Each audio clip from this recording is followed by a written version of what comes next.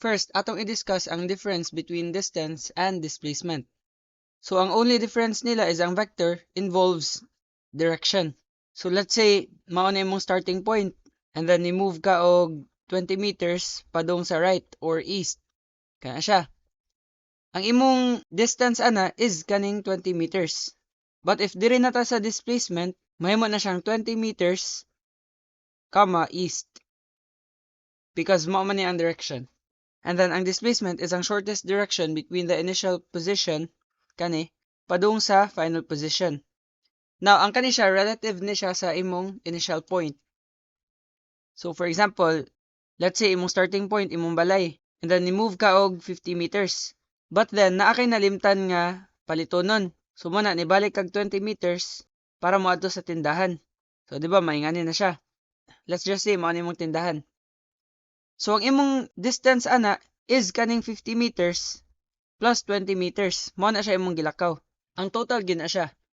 So, that's equal to 70 meters. However, kung arin na ta sa displacement, atuan ang tanawon kung unsay shortest distance from our initial point padung sa atong final point. So, mao man ni atong initial position, and then mao ni atong final position, which is katong tindahan. So, kani siya nga distance, mao ni siya ang displacement. Kay mao man siya ang pinakamubo nga distance padung sa imong final point. And this is equal to 50 minus kaning 20. So, 30 meters. Then, di ba, ang vector involves direction. Ang direction nato nga i-consider is from our starting point. So, gikan ta dire, padung dire sa final point, ni-move ta padung right or east. So, ang atong displacement will be 30 meters east. Mana na siya. Also, no, naputila ang example sa aning displacement. Pwede pod dire imong starting point, and then niagi ka og done nga pa straight. Let's say kana, nya 10 meters ni. But ang balay sa imong migo is naa dire. So, move ka og kani nga distance. Let's just say 10 meters pod na. So, ang imong displacement ana is kani nga distance. Kani, padung dire. Kay mao man ni siya ang shortest distance. Mao na siya ang concept sa triangles nato. So, unsaon man ni pag-solve ang kani nga distance? Pwede na nato magamitan og Pythagorean theorem. Again, ang Pythagorean theorem is c squared equals a squared plus b squared. Ang atong c ani is ang hypotenuse. And then, ang a ug b kay ang leg sa triangle or kaning 10m ug 10m. So, let's label this as c. And then, mahimo nang ingani. C squared equals, ang a nato kay 10. And then, squared. Plus, ang b nato kay 10m. And then, ato gyapon na siyang i-square. So, kana.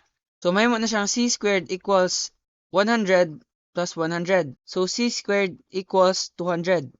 And then, kuha na to ang square root sa both sides. Makuha na nato ang c. Kaya makancel naman eh. So, c equals square root of 200. Which is approximately kani 14.14. Na kani siya ang shortest distance from your initial point padung sa imong final point. Kay kung ari jud ka moagi, let's say dire, 10m padung ka right plus 10m, 20 meters imong daganan. Compared sa diagonal nga pathway, ang imong distance nga i-cover is 14.14 amra. So, nindot gani siya nga concept kay applicable man ni siya sa real life. Let's say na kay L nga agianan, mas dali ka maabot sa imong destination kung pa-diagonal imong dagan. Mo na as much as possible kung walay constraints ang dalan, pa-diagonal lang ato paglakaw. And also no, naman tay direction kay vector man atong gistoryaan dire. So, atong direction from this point padung dire is paana. So, kana siya nga direction is northeast. Kay nisaka man ka. Nisaka ka, and then ni-move kag pa right.